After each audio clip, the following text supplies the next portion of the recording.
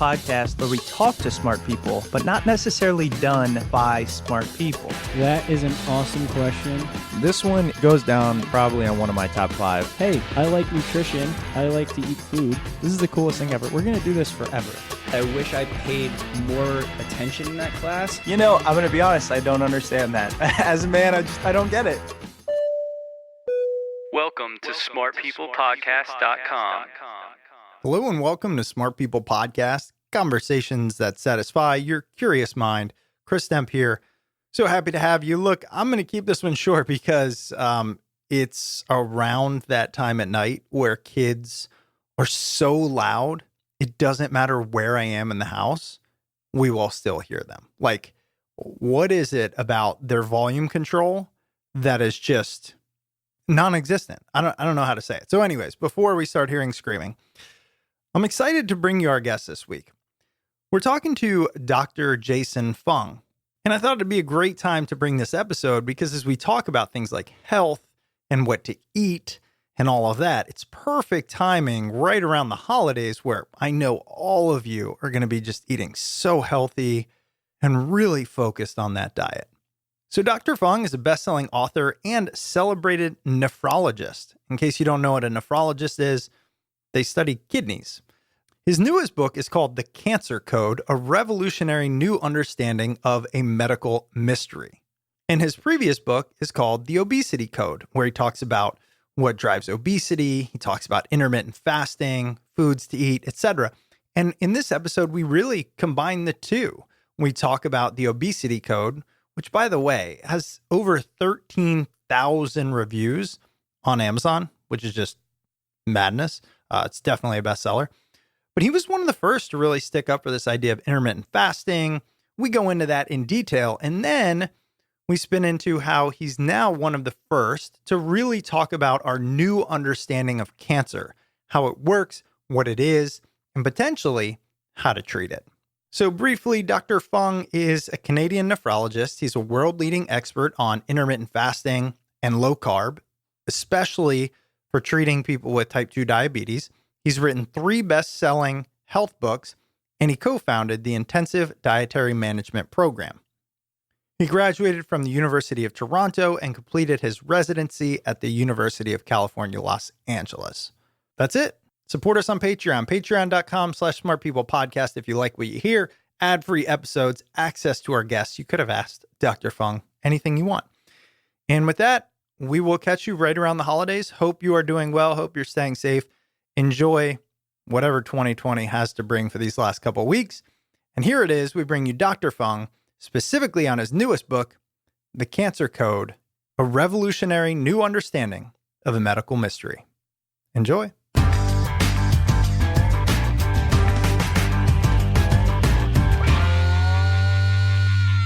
Dr. Fung, first, I want to say thanks so much for being on Smart People Podcast. Oh, thanks for having me. Great to be here. So look, we want to discuss your newest book, The Cancer Code, and how it's really a revolutionary look at cancer, something that it touches almost every single person in one way or another throughout the world. And I just want to start, the listeners know, with a little hook to give them a taste of what we're talking about. I want to ask you this question. What do you think is the biggest misconception most people have about cancer today? I think the biggest misconception is this idea that we've sort of propagated over the last 40, 50 years, that it's almost purely this genetic problem. That is, you have these mutations in genes and therefore you develop cancer. And the implication is that, well, you can't really control your genes. I can't control my genes. And therefore it's just a sort of random throw of the dice who gets cancer. But that's not really true. We actually know a lot about what causes cancer. We have a whole list of things which cause cancer. They're called carcinogens. And we have a lot of control over this, this disease, which I don't think people quite recognize how important the environment is and our lifestyle is to the development of these cancers. Yeah, and from my perspective, the good news is because of work like yours and similar, wouldn't you say that at least we're moving in the right direction of recognizing the environmental impact on not just cancer, but our health overall? Oh yeah, I think so. And what's become much more clear over the last little bit, so we've, defined these things that cause cancer, so we've tried to avoid them. But there's a whole group of cancers which we didn't used to know what was the big contributor. Now we do. They're actually listed by the World Health Organization as obesity related cancers. So things like breast cancer and colorectal cancer, liver cancer, pancreatic cancer. So all of those things which can cause cancer now, once you know sort of what contributes to it, then you can, put some effort into mitigating these risk factors. That is, if you're overweight, you can try and lose weight. If you have type 2 diabetes, you can try and reverse your type 2 diabetes. And that will impact your future risk of cancer because obviously, if you don't have these conditions, you're going to be at lower risk. That's a great point. One thing I want to touch on here, as we think about the environment, and many listening, I think, given how well read and researched a lot of listeners are, understand this link between environment and health, genetics, epigenetics, things like that. But in the same token, it becomes really scary because now the phrase goes, everything causes cancer. How do you react when you hear a statement like that? It's actually true. Everything does cause cancer. Oh, And great. that's one of the things that is one of these realizations that has only come up within the last, say, 10 years. It's been a huge change in the way people look at this disease because this disease was thought to be some kind of random genetic event. Turns out that the seed of cancer is actually in every one of our cells. And not just our cells, but like in every multi-celled animal has the ability to get cancer. So this disease of cancer is actually so deeply embedded in the way that life on Earth exists that you actually can't get rid of that seed. So everything can cause cancer. The point is that you can influence that risk with the choices that you make.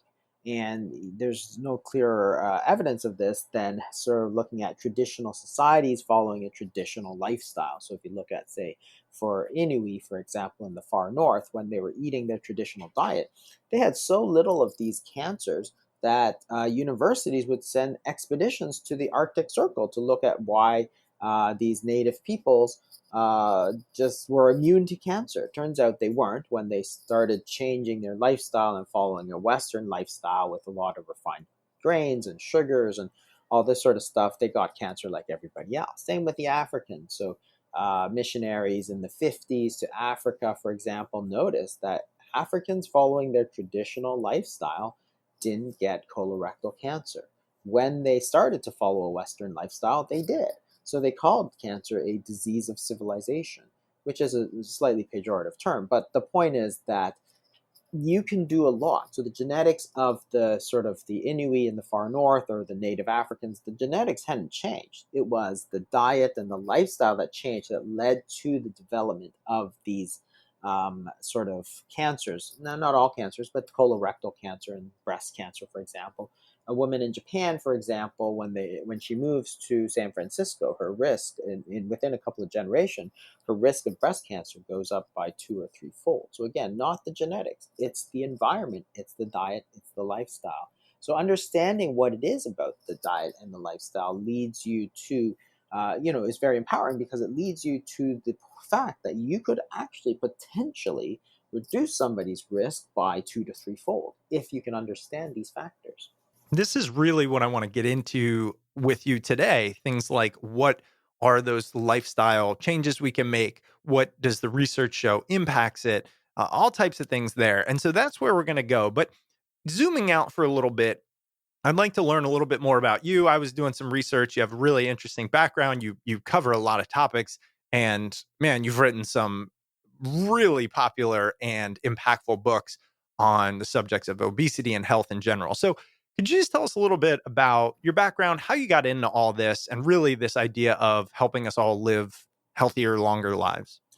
Yeah, so I grew up in Toronto. I went to medical school in Toronto, and then I went to UCLA to do my fellowship in kidney disease. So I'm a kidney disease specialist. And then I came back to Toronto, and I practiced fairly conventionally for a number of years. So up until about 2012, 2013, something like that. And what sort of got me very interested in the topic of weight loss is the fact that we've had this obesity epidemic, which led to a type 2 diabetes epidemic, which is the biggest cause of kidney disease. So I was seeing all these people, and they're developing kidney disease. They would need dialysis, and they had all these horrible complications. And the problem was that by the time I saw them, you couldn't do a lot about it. You had to just sort of continue. And that Mm. didn't sit too well with me, because the thing about diabetic kidney disease is that, even if you look at the name itself, you recognize that it didn't have to be. That is, if the kidney disease is caused by type 2 diabetes, if you get rid of that type 2 diabetes, you won't get the kidney disease. So that's the key, is to get rid of the type 2 diabetes. So how are you going to do that? And, when I looked at it, everybody, all the doctors anyway, were saying, oh, type 2 diabetes is chronic and progressive. But at the same time, I knew that was basically a lie, because everybody knew that if you lost weight, your type 2 diabetes would almost certainly either get better or go away. Like, it wasn't even controversial. Like, everybody knew that. We had study after study after study that said, hey, lose weight, you don't get your type 2 diabetes, or it goes away. So therefore, it wasn't chronic and progressive. It was a reversible disease. But nobody was treating it as if it was a reversible disease. People were treating it as if, oh, if you get type 2 diabetes, you're done. You know, get your will in order and go on. But it's like, this is reversible. Everything we know about this disease says it's reversible. And again, it's not a genetic thing, because all of this happened since 1977 or so. The type 2 diabetes epidemic came around since the 80s, so within a single generation. So you're talking about the same genes in America, but it's the lifestyle that's changed. So therefore, as you trace that sort of causality upstream, you get to, okay, you have kidney disease, which leads you to saying, okay, well, we need to get rid of the type 2 diabetes, which leads you to say, we need people to lose weight, because that's the root of all of the problems. And it turned out not to be just the root of the kidney disease, but it was the root of a whole lot of other things. Because again, if you have, obesity, which leads you to type 2 diabetes, your risk of heart disease goes up, your risk of stroke goes up, your risk of cancer goes up, your risk of blindness goes up, your risk of amputation goes up, your risk of infections goes up. Like, everything mattered, because you had to lose weight. So when I looked at the weight loss literature from a scientific standpoint, it was striking how little actual scientific thought went into the advice that we gave.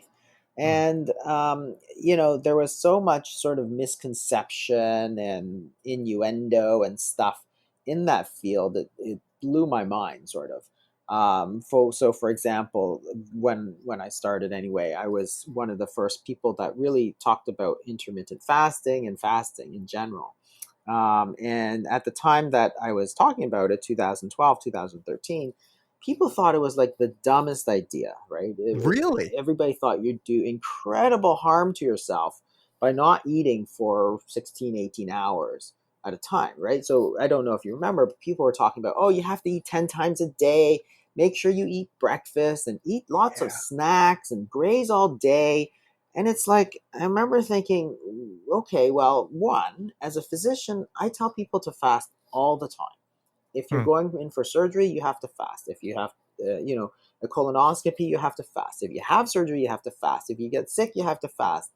If you do fasting blood work, you have to fast. So I'm telling people left and right, day after day, that they have to fast. And yet somehow the standard advice is to not ever fast, because it's so dangerous for you. And it made no sense to me at all. So I looked back and I said, well, okay, why is it so harmful? It turns out it wasn't harmful at all. Like, our body is well equipped to handle periods of not eating. And so that was one of the things that I talked about in the obesity code, was how, you really have to, get around this whole idea, one, of calorie counting, which has not been successful, and two, intermittent fasting might be a very viable strategy. But the whole thing about calories is similarly, like, the lack of scientific rigor is just astounding. because I had been giving advice like, oh, cut 500 calories a day and you'll lose a pound a week. That was the advice. That was what I was taught in medical school. That's the sort of advice I gave. And yet at the same time, I knew that it didn't work at all. Like, it didn't work for me. It didn't work for anybody I knew. And turns out when you look at the scientific literature, the actual success rate of this sort of advice is somewhere on the order of like 0.5%, which Wow. means that it was like a 99.5% failure rate. And that totally jived with everybody's experience. Everybody knew if you count calories and just cut a few calories a day, that you didn't lose weight in the long term. You lost weight for 6 months if you're very diligent, and then you put it back on because you didn't really understand. And the whole thing is that the body doesn't actually work on calories. We have no calorie receptors. We don't know what calories are. So you could eat two foods of the same calories. So you could drink, say, a big gulp of soda, right? Sugary soda has like maybe 800 calories. Or you could eat a piece of grilled salmon and salad, for example, for the exact same 800 calories. And the hormonal effect on our body is completely and utterly different between those two foods. Now, our body, like hormones, are the instructions we give our body. So if you eat cookies and cakes and stuff, and you eat, 800 calories of that stuff, your insulin spikes way up. Insulin is a hormone that tells our body to store those calories as body fat, for example. If you eat things like eggs and salad and so on, those 800 calories, you don't get any insulin effect or very little, and your body tends to use those calories instead of storing them. So that's good. So therefore, it's not the number of calories, it's what our bodies do with those calories that's important. You can store them or you can burn them. But what you do with them depends on the hormones that these foods elicit. So therefore, it's very important the types of foods that you're eating. And it's not just the calories. So you had people saying things, and I remember there was a doctor, some cardiologist, who used to say, oh, you could eat ice cream for dinner if you wanted, as long as you count your calories. I'm like, that's the dumbest thing I've ever heard. Like, honestly, it's stupid like anything. And, your grandmother would have said the same thing. Like, you Yeah. can't eat cookies for dinner. You're going to get fat, right? Huh. So all it means is that different calorie foods, so let's assume that you're eating the same calories, but different foods, you're going to have different effects. You eat cookies, you drink soda, guess what? You don't get full. Like, you eat that for dinner, you're not going to get full. You eat a piece of salmon and a big salad, you are going to get full. Well, that's going to make a big contribution to what happens to you in the long term. Because if you drink the cookies and eat the cookies, drink the soda, and you don't get full, you're going to want to eat something later on, as opposed to eating the salmon and the eggs and the salad and all that, real food, that you're not going to be hungry later on, right? So that's a huge difference. Even though people say, well, if you keep them exactly the same, you'll get exactly the same results. That may or may not be true. But the point is that if you eat certain foods, you're not going to get full. You're going to want to eat more. So all it comes down to is that the hormonal effects on our body of certain foods are completely different. And that's the instructions to our body as to what to do. And, the bottom line is some foods are more fattening than other foods, which, again, your grandmother would have said, duh, like, Right. did you really have to go to medical school to figure that out? And it's like, Right. okay, so cookies are more fattening than broccoli. Okay, Yeah. that's all I'm saying. And Let me- somehow people are saying that's unscientific. I'm like, Let oh me my pause God. you there for a second, Dr. Fung, because this is fascinating. And I think we've heard this, right? All calories are not created equal. And of course, that goes against everything that was said not that long ago. I think it's amazing how quickly we think this was common knowledge, but it wasn't. And I don't think I've heard it explained as clearly as you just did. So I want to ask you this. Um, let's say that we you know, eat the healthy diet or we eat the sugary diet. And what is it about? I'm assuming it's sugar, and correct me if I'm wrong, right? The reason why it triggers insulin, which tells us to store it as fat, et cetera. Why is like evolutionarily, what is it about sugar that the body reacts and says we need to store this, as opposed to if it gets a bunch of protein or something like that?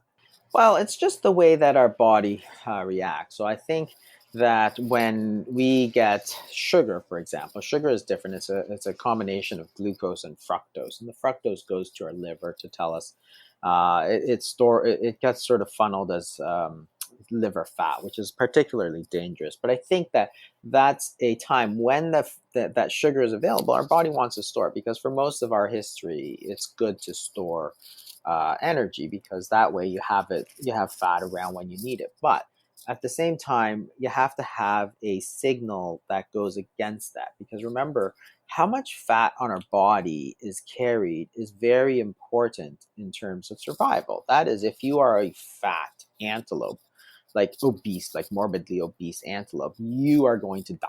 So something's going to kill you and you can't run as fast. So the amount of body fat on our bodies is actually very tightly controlled. That is, it's not going to go too low, it's not going to go too high. So there are actually hormonal systems for both ways. That is, certain things which tell us to gain weight and certain things which tell us to stop gaining weight. Okay, so leptin is on the other side to tell us really to stop gaining weight, and insulin is on one side. So it's this sort of balance between insulin and leptin. And as long as you're eating natural foods, we've evolved ways to detect that we're eating too much. So, for example, if you force feed somebody, so you can do a study, for example, where you force feed somebody a lot of calories. And they did this in the 60s. They used to force feed these. It's actually an interesting story. This guy, Ethan Sims, in Vermont, he said, all right, let's see if I can make people gain weight. So he took these college students and they thought, oh, this is easy, right? Easy to gain weight. So he fed them and they gained weight, but they couldn't keep it on. It's very interesting because it was the same thing as they saw in the rats. So he gave up on the college students because he couldn't make them gain a lot of weight. And instead he went to the prisoners in the Vermont prison where they would limit their activity and force feed them. And some people were eating like 10,000 calories a day. So they gained weight, but then after they stopped the study, what happened is that they completely lost their appetite. They stopped eating for a long time or ate very little, and then they went back to their normal weight. So you see that there's actually very powerful hormonal influences to limit us. When our fat cells get overexpanded, it secretes leptin, which tells us to stop eating, and this pushes us back towards normal. So when you're eating natural foods, so foods that we've sort of grown up with evolutionarily, natural, real foods, then we have this sort of nice balance. That is, if you eat, and people think you can eat it all the time, but you can't. Like if you go to a buffet and you eat and eat and eat, and then you feel like you're so full you're going to burst, and then somebody says, oh, you want another steak? You'd say, oh, I'm going to throw up. So it's a very powerful influence for you to stop eating. The problem is that a lot of processed foods winds up circumventing these natural satiety mechanisms. So they sort of get, trick us. That is, then you can't eat a steak, but could you eat like a cookie? You probably could because there's no satiety signaling there. Could you drink some Coke? Yes, you could because there's no satiety signal. You could take another 300 calories as soda, but you couldn't take another 300 calories as a steak. Like that's pretty clear. Like we've all been there. And that's because of these different hormonal responses. And that's the thing that's really important is that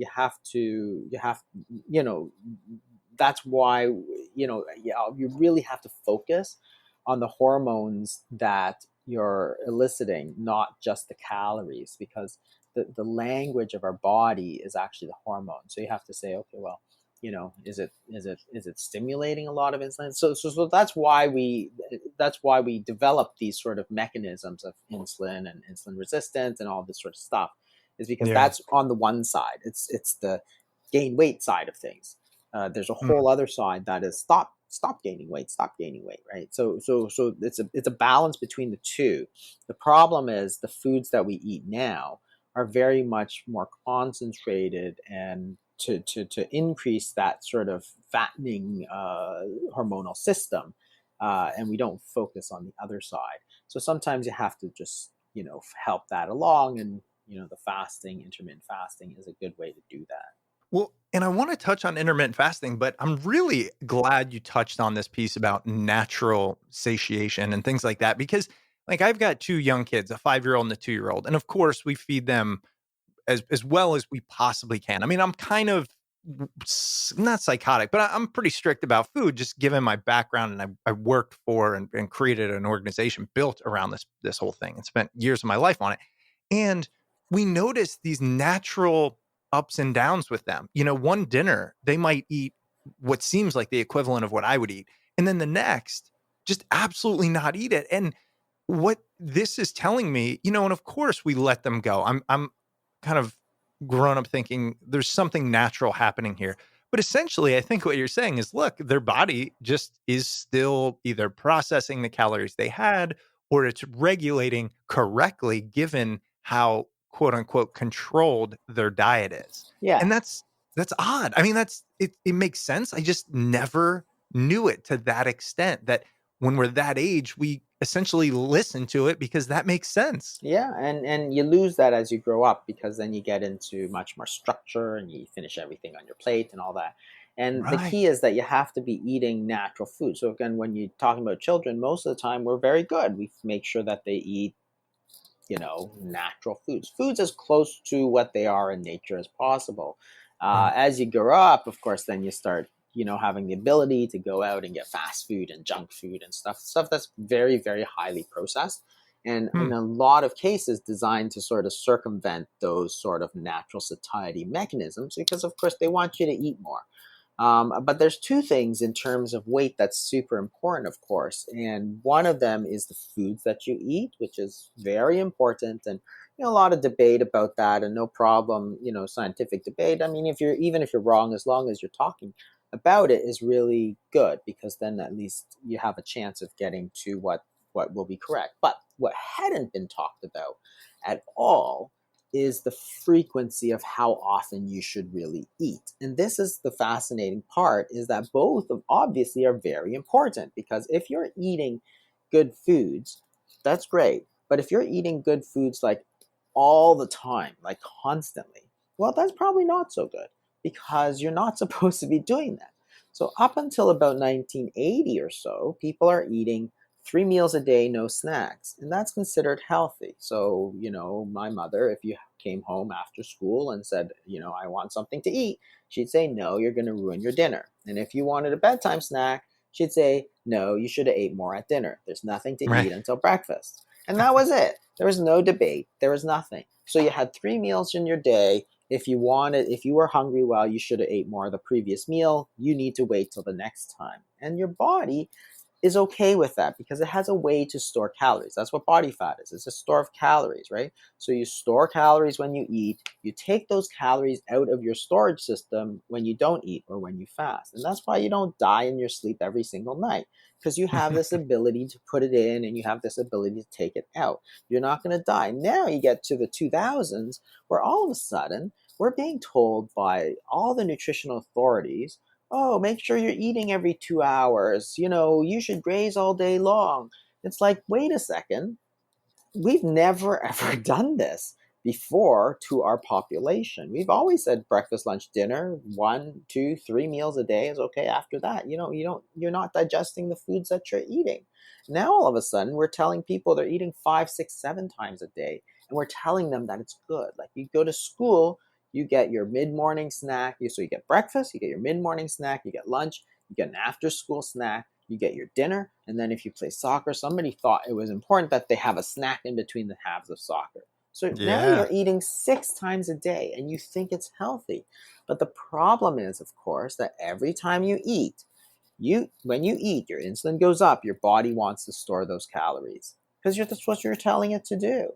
So if you're storing calories 6 times a day, you're going to store more than if you store it 3 times a day, right? It's just like if you go to the bank 3 times a day versus 6 times a day. It's important. So the frequency of your meals is very important. Just like, if you make $100, that's great. But if you make $100 once a year versus once a week, it makes a huge difference. So if you're eating 6 times a day, it's going to be a lot harder to lose weight, because you're keeping your body in that please store some calories mode. You're not giving your body the time to pull those calories back out. And it was crazy, because people kept saying, oh, in order to lose weight, you have to eat all the time. And I was like looking at this, I was going, how exactly does that work? how do you Right. lose weight if you're eating all the time? Because it's actually physiologically impossible to lose weight as you're putting food in your mouth. Like, Right. you actually can't. The only time you can actually lose weight is when you don't put food in your mouth. When you put food in your mouth, your body is going to want to store calories, and you're going to stop burning calories, right? The calories either are going in or they're coming out. So in addition to the foods that you're eating, what you need to focus on is how often you're eating. And if you want to lose weight, just increase the amount of time that your body is in this sort of burning mode, calorie burning mode. It's nothing more difficult than that. And I think that was sort of a real revelation for people, because nobody sort of thought about it very much. Yeah. So I think that was one of the things that sort of came out of this whole thing, was that people started to look at intermittent fasting and say, well, this sort of makes sense. Like, maybe we should pay attention to it. And now a quick word from this week's sponsor. This week's episode is brought to you by Mint Mobile. As we kick off the new year, it's time to pay our respects to some of the things we won't be bringing into 2020. Things like, the elephant in the room, COVID. Hopefully we're leaving that in 2020. Baby Yoda. Okay, maybe not. Love you, Grogu. Everybody baking bread, everybody having their own sourdough posted on Instagram. Let's leave that in 2020. And toilet paper and paper towels being sold out. Please, let's leave that in 2020. And last but not least, my old wireless plan, an insane monthly bill. I will definitely not miss that because I switched over to Mint Mobile. Mint Mobile can cut your bill down to $15 a month. Seriously, it's the easiest decision you'll make all year. I mean, I look back and I just realize how silly it is that I've been paying $90-something a month. Like, come on. And being on Mint Mobile has been fantastic. My coverage has been just as good, if not better. Imagine the savings you're going to bank when you switch to Mint Mobile and pay just $15 a month. Every plan comes with unlimited nationwide talk and text, plus crazy fast 4G LTE. You can use your own phone with any Mint Mobile plan and keep your same phone number along with all your existing contacts. And if you're not 100% satisfied, Mint Mobile has you covered with their 7-day money-back guarantee. Kick off the year the right way and switch to Mint Mobile. To get your new wireless plan for just $15 a month and get the plan shipped to your door for free, go to mintmobile.com/smart. That's mintmobile.com/smart. Cut your bill to just $15 a month at mintmobile.com/smart. And now back to the episode. Yeah, well, I mean, the intermittent fasting is fascinating. It's something I've actually been doing accidentally for a while. And I'll tell you, and I want to move into cancer here, but our first, I think, yes, our first ever guest was a guy named Dr. Walter Willett, who you may have heard of. Yeah. And I remember asking him, Dr. Willett, do I have to eat breakfast because I'm not hungry in the morning? And straight up, this is 10 years ago, he said, no. He just said no. Well, And no one was saying this. Like, this was not a thing. I mean, obviously he was, and I'm sure some nooks and crannies, and I just said, okay, he's the smartest guy I know on this subject. He gave me permission. So ever since then, if I don't wake up hungry, I don't eat until I'm hungry. And that often meant I'd eat dinner around, I ate a late dinner, usually around 7 or 8, but I go to bed late. And then I'd eat lunch around 12 or 1. And now I know that doesn't meet the kind of 18 hours and whatnot, but it was typically about 12. And it's just been a better process. And yeah.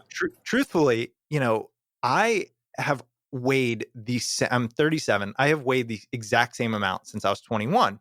Now, some of it has gone from muscle to fat, I'm sure. But the point is, I don't pay attention a ton to eating every single meal correctly. I just don't eat a lot.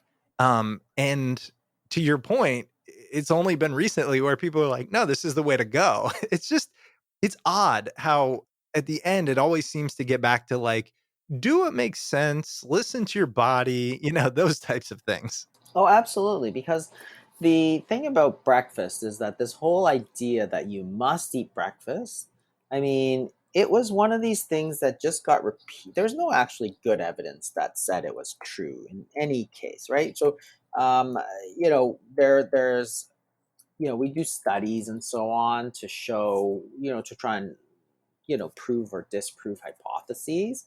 And the thing is that some stuff just gets repeated so often that it Yeah. gets assumed to be true when it's not. This is the eat 6 times a day. There was never any evidence that that was actually true. Somebody Right. thought it was a good idea, kept repeating it. And as everybody kept repeating it, people thought, oh, it must be true because everybody says so.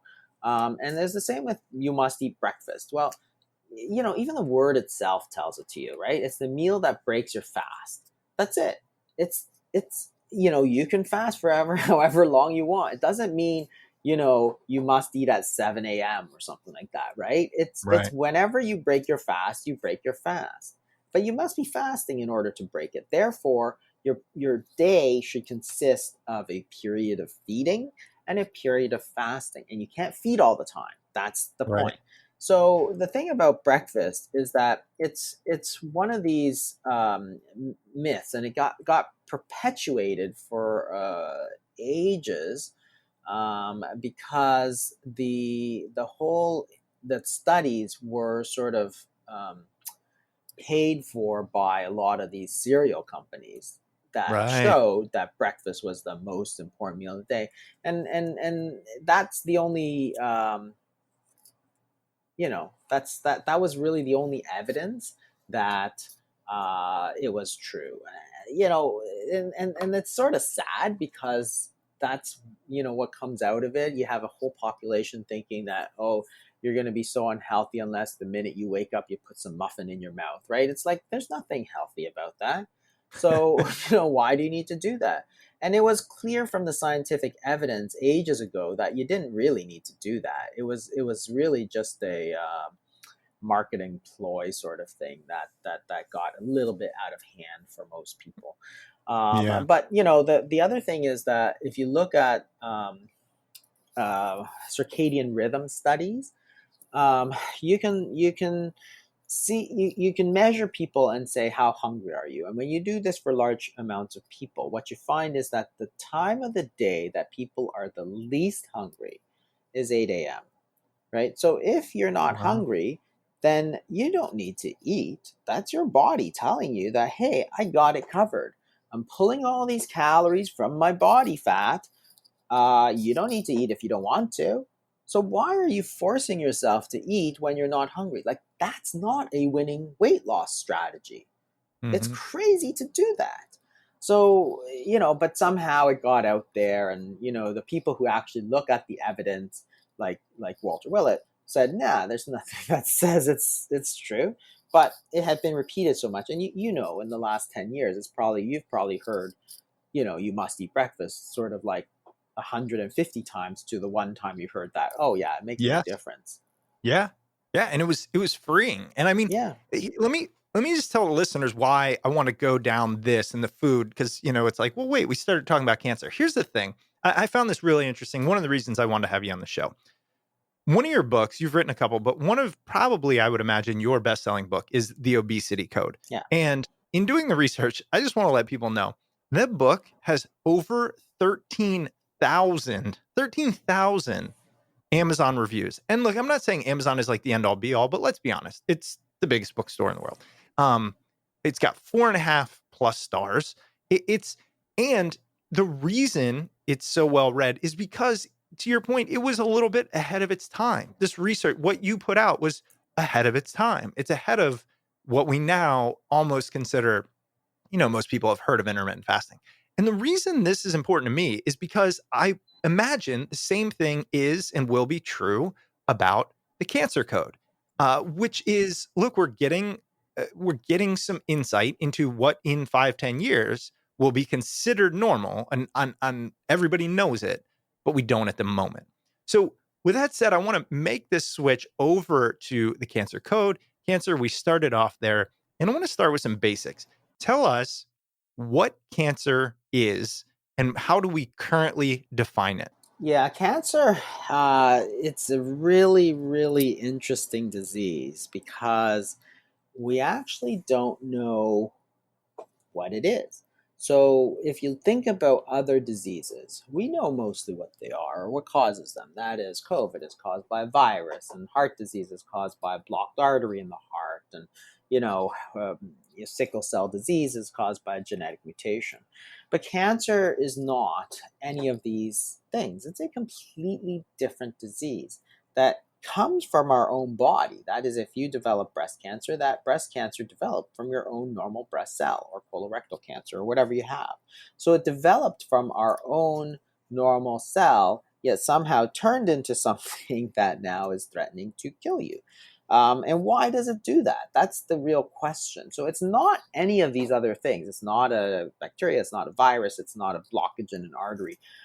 So we don't actually know what it is, and that's the real question, and why it develops the way it develops. And so it's a real mystery, and yet it's one of the most common diseases in the world. It's like the number 2 cause of death in America, and it's so common that if you look at autopsy studies, for example, if you look at men over 90, like 50% of them have evidence of prostate cancer. So it's not some rare thing, it's a very, very common thing. Yeah, we don't know what it is. And this is what the cancer code is really about. It's sort of the evolving paradigms of cancer. That is how we think about cancer and how it's evolved. So in a nutshell, it evolved sort of very, we looked at it as this cell that grew too much. So therefore, we developed all these treatments to try and kill cells, like surgery, which is cutting them out, and radiation, which is burning them, and chemotherapy, which is poisoning them. But it still doesn't answer the question of why these cells are growing too much. So then we said, okay, well, we in the 60s and 70s went to this genetic paradigm. So we said, well, we have genes that control growth. So if you have a random mutation in a gene that controls growth, you can get excessive growth, and that's why they grow too much. So again, a new paradigm, and then this sort of spawned new treatments, because these new treatments were not trying to kill cells, they were trying to fix the genetic problem. So the first couple of treatments were fantastic. It was really good. So, certain drugs came along and they were able to change the course of, those diseases, not by killing them, but changing the genes. So we thought by the 2000s, oh, we're going to cure cancer because all we have to do is look for these gene mutations, maybe 2 or 3 or 4 gene mutations in liver cancer and 2 or 3 or 4 gene mutations in pancreatic cancer. We'll develop some drugs and then we'll cure the whole disease. And that was in the 2000s. Then we had the Human Genome Project, which sequenced the genes, and that was one of the things that we thought we could cure cancer with. And then that went on to the Cancer Genome Atlas, which was instead of sequencing one person, they sequenced like 33,000 cancers. And the problem with the genetic theory was that we weren't finding 1 or 2 or 3 mutations in cancer. Each cancer had maybe 100 mutations, which of course makes it very difficult to treat because you can't give 100 different drugs. But it was much worse than that. So if you had 2 people with cancer, colon cancer, for example, patient A would have 100 gene mutations and patient B would have 100 completely different gene mutations than patient A. So it was crazy. You couldn't develop all these different things. So it wasn't just that these were mutated, it was that there's a huge number of mutations. When they looked at it in 2018 and they looked, how many gene mutations have we found in cancer? The answer is somewhere around 6 million. So it's like, you're not trying to develop one drug. To be successful in this paradigm, you have to develop like 6 million drugs. Not possible. So that's where cancer progress slowed right down. We just couldn't develop it. So that's what sort of led to the most recent sort of, cancer paradigm, which again it doesn't invalidate any of the previous paradigms, but tries to understand at a deeper level what is causing these gene mutations. And the very surprising answer that we found was that this is an evolutionary process, because only evolution, sort of Darwinian evolution, can actually control these number of genes. But what has been happening is that these cells, so if it's in the colorectal cancer, these colon cells were actually evolving, and that was what was controlling these gene mutations towards a sort of more primitive form, and likely in response to chronic injury. So as you injure cells, what happens is that the cell tries to survive, and as it survives, it becomes more and more primitive. That is much more like a single-celled organism. So when you compare sort of single-celled organisms to cells in a multi-celled organism, what happens is that the single cell is very sort of selfish in that it only has one cell. It competes with other cells, tries to kill them, it tries to move around to get to better places. Whereas cells within a multi-celled organism, say cells in your liver, they cooperate with each other, they try and help each other, they don't move around all over the place.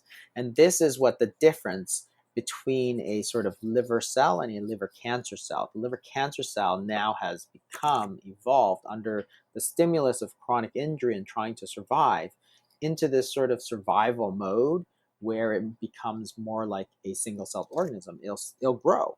It'll grow wherever it wants, even if it kills you. It'll move around, so it'll metastasize to wherever it wants, even if it kills you. It's become immortal, like it no longer dies. The cell line no longer dies. So these are the same things, and that's, again, important, because if you think that this is now an evolutionary disease, the cells are now evolving into a sort of invasive foreign species, then you can develop treatments based on this new evolutionary paradigm, which is to say, look, I'm not going to try and kill cells indiscriminately. That was the first paradigm. I'm not going to try and fix the genes, because that's the second paradigm.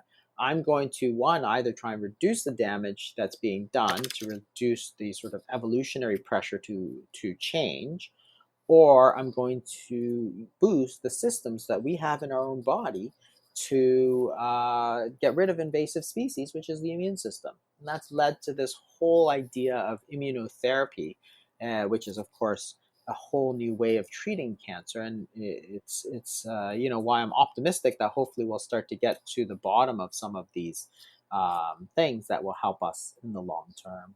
So it's an interesting, like a fascinating story of the sort of recent developments in oncology from a very high level. That is, it's not going to change what you do on a day-to-day basis, but it's the way that you look at the cancer. Is if you look at it from a different perspective, then you can understand it, then you can try to develop treatments. And one of the implications of that is that if this is a new sort of invasive species, and you might say, well, that's ridiculous. It's not a foreign species, it's your own cell.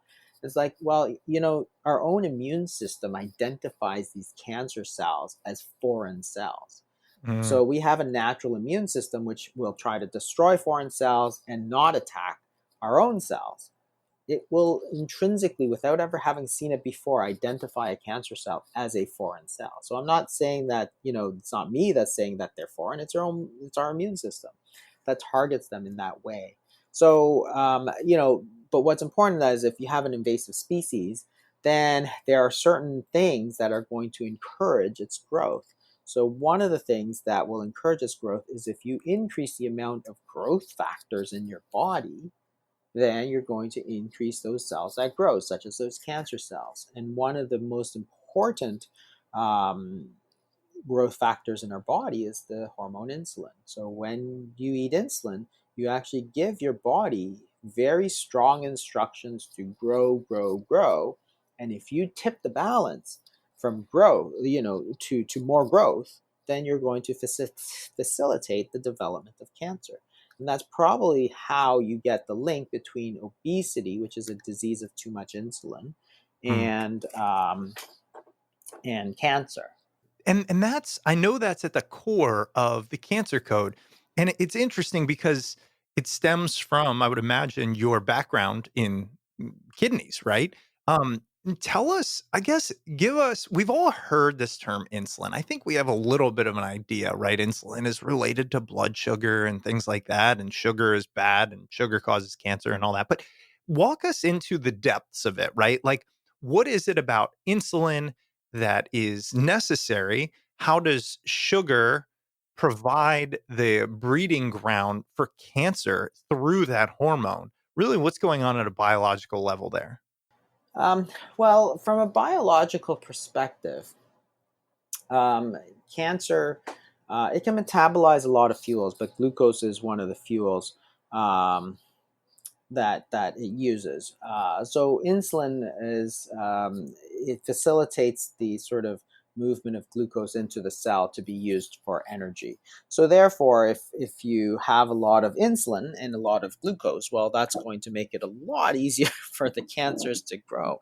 And that's one of the reasons that people sort of look at this and say, well, this is an easy way to sort of influence your risk of cancer. So one of the things that's been discovered, so Dr. Lou Cantley is one of these big researchers, and he was the one who discovered this entire pathway where insulin is sort of not just a nutrient sensor, that is, it tells us that food is available, but that very same molecule insulin is also a highly, highly potent growth factor. So, and he gave this fantastic, he had this fantastic line on an interview. He's like, sugar scares me. It's like, okay, well, that should be scary considering he's one of the most foremost cancer researchers in the world, won all kinds of awards. And, to be so flatly like that, it's like, well, yeah, because you're giving cancer the most easily available fuel. At the same time, you're stimulating insulin, which can allow the cancer cells to use that fuel. It's like a perfect, solution for the cancer. It's like, no wonder it's a perfect growth medium. And I put it in the book as sort of a seed and soil problem. So that is, the seed of cancer actually exists in all of our cells. So you can't do very much about it, but you can influence the growth not by just the seed, but also the soil in which it finds it in. So if you have a seed, like a carrot seed or something, you throw it in the Sahara Desert, it doesn't grow because the soil is no good. Well, it's the same in our bodies. If we are giving our body tons of sugar, tons of insulin, that's going to make a fertile soil for cancer to bloom. So therefore, what we need to do is figure out what's important and sort of cut those back. Sugar being one of the very important factors, of course. I mean, one of the big differences between traditional diets and sort of Western diets is the sort of ubiquity of sugar everywhere. In traditional diets, of course, sugar is just very, like, most people don't have added sugars because it's not available in traditional Right. diets.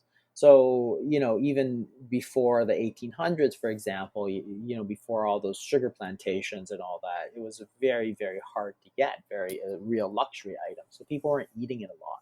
But now, of course, it's cheap like anything. It makes your food taste good. It's just everywhere these days. Even in savory foods, you find a lot of sugar as well. Well, and herein lies the rub, right? I mean, this has been something that I think has paralyzed me to some extent, and I know it's impacted a lot of people. One, I love sugar. I mean, I definitely have a sweet tooth. Number two, I know how addicting it is.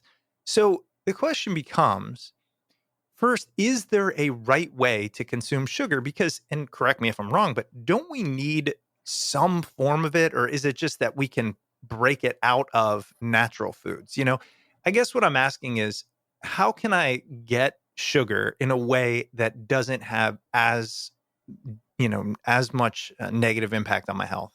Well, I think that this is a big problem because the sugar itself, whether you get it from fruit, for example, or whether you get it as high fructose corn syrup, is the same. Chemically, it's the same. Now, their added sugar is much worse than the natural sugars that you get, because when you have added sugars, there's no limit to how much you can put in. You can put in as much as you want, whereas an apple, for example, will only get to a certain level of sweetness. Now, we've changed it, of course, we've bred certain types of apples that are very sweet, and we've bred peaches that are much sweeter. But for the most part, there's a limit to how far you can go. So the thing is that you don't need any carbohydrate, and this is again one of these big myths of the last few years. I don't know if they still say this, but when I was looking at it, there's tons of dietitians who would say you need to eat 130 grams of carbohydrate a day for your brain. It's Yeah. like, okay, well, suppose I don't eat for 24 hours, and I've done this many times. Do I just get a seizure or something? It's like you don't need 130 grams. Like your brain may metabolize 130 grams of glucose a day. It does not mean you need to eat 130 grams, because that would mean that if you didn't eat for a day, you'd just die. Like I haven't died. None of the thousands of patients who have fasted for more than 24 hours at a time, like the ones who were getting ready for surgery and the ones who were getting colonoscopy, none of them died. So how can you say that you need 130 grams of carbohydrate a day in order to survive? You don't. You need zero. There are certain nutrients that are essential, like protein. If you don't eat enough protein, you will eventually die. There are essential fatty acids. If you don't eat a certain amount of fat, over time you will die. But you can get by with zero carbohydrates. It's not an essential, because if you do not eat the glucose, your body will produce it. If you don't eat it for a long time, then you produce ketones, and ketones will feed the brain. And that's the basis of the ketogenic diet, for example. Right. People who eat very low levels of carbohydrate, and they do this for years and years, and they're not dying on the streets out there. So clearly this was a complete fabrication, a complete misinterpretation, but it got sort of repeated so often that people said, yeah, you need to eat 130 grams of carbohydrates a day. It's like, you need to eat zero carbohydrates a day. That is the necessary amount. I'm not saying that you have to eat zero, but you could eat zero and still survive. Our body can handle that. So no, you don't need it. And the other problem, of course, is the one of habituation. If you start eating very sweet foods, then you need to eat very sweet foods. I remember as a child, thinking water tastes terrible, because I was just drinking a lot of sodas and stuff at the time, which was probably typical of kids, right? And I Yeah. was like, this water tastes horrible, right? And it's like, now, of course, I drink water all the time. And Right. same thing with my coffee, right? I used to do, in Canada, we have this double, which is 2 cream, 2 sugar. And I used to drink that all the time. Then, of course, about 15 years ago, I wanted to cut it out. So I went to 1 sugar, then I went to half, then I went to 0. When you get to 0, the coffee tastes horrible. And now, Yeah. of course, it tastes normal to me. And when I put sugar in, I go, whoa, this is way too sweet. This is like a dessert or something. And I actually can't drink it. Somebody had brought me a sugar, like, coffee with cream and sugar. They brought it in, not knowing how I take it. And so I drank it. I thought, oh, that's terrible. I actually couldn't even finish it. It was too sweet. I didn't like it. So, people do have a sweet tooth. That it's natural. It's natural to want to eat sweet things. I mean, that's ingrained in all of us. But if you don't eat sweet things, then your taste buds will change. And when you eat a little bit of sweetness, you'll see that as very sweet. So you can alter that. So you don't need to be sort of like, oh, I must have this amount of sugar. It's you can get by without it, and then after like 2-3 weeks, you'll just get used to the new sort of level of where you're at. I will confirm that to be true. I did for a couple of months a really strict. It was an autoimmune protocol diet, and man, it's brutal weaning off of sugar. But you do get to the point where pretty quickly where your taste buds change, and it's bizarre. I think the hardest part, at least for me, of maintaining that was not personal. It was societal. It was societal pressures. It was Thanksgiving. It was Christmas, it was cookies, it was drinks, anyways. I know our time's up here. And for those listening, I want to say, look, we've scratched the surface of 2 not only incredible books, but some really revolutionary concepts. As I mentioned, the obesity code, but then the follow-up, which we're really here to talk about, which is the cancer code, a revolutionary new understanding of a medical mystery. So, Dr. Fung, one, I really appreciate you being on. Number two, where can people go to learn more? Of course, I recommend the book, but I know you have a lot of content out there and really good content. Where can people go find more and learn more Yeah, from you? so you can go to my website, which is thefastingmethod.com, and there's a section with all the blogs that I've written. They go back actually like 6 years or 7 years, so there's a ton of them. The other place that's good is you can follow me on Twitter, and then also on YouTube. I'm starting to put out new videos. So there's a number of lectures there, which were lectures that I gave to sort of medical specialists. But now I'm starting to put out weekly videos that are more sort of shorter and sort of aimed at everybody, as opposed to sort of relatively high level medical lectures. So those are great to have a look at as well. And you can also follow me on Instagram and Twitter. This is that's Dr. Dr. Jason Fung. Awesome. And we will link to that as well as the website so people can learn. It's a hot topic. I think it's it's always evolving. This is the best we know right now. And I think it'll help a lot of people. So, Dr. Fung, again, thank you so much for being on the show. Really appreciate your insight. All right. Thank you. Great to talk. All right, hope you enjoyed that interview with Dr. Jason Fung. Jason's book, The Cancer Code, A Revolutionary New Understanding of a Medical Mystery, can be found wherever books are sold. And now it's time for some quick housekeeping. If you'd ever like to reach out to the show, you can email us at smartpeoplepodcast@gmail.com or message us on Twitter @smartpeoplepod. And if you're looking for ways to support the show, the easiest way is to head over to wherever you downloaded the podcast from and leave us a rating and review. And if you'd like to help us monetarily, you can always head over to Patreon at patreon.com/smartpeoplepodcast. And of course, if you want to stay up to date on all things Smart People Podcast, head over to the website, smartpeoplepodcast.com, and sign up for the newsletter. All right, that's it for us this week. Stay tuned because we've got our year-end in review episode coming up soon, and we'll see you all next episode.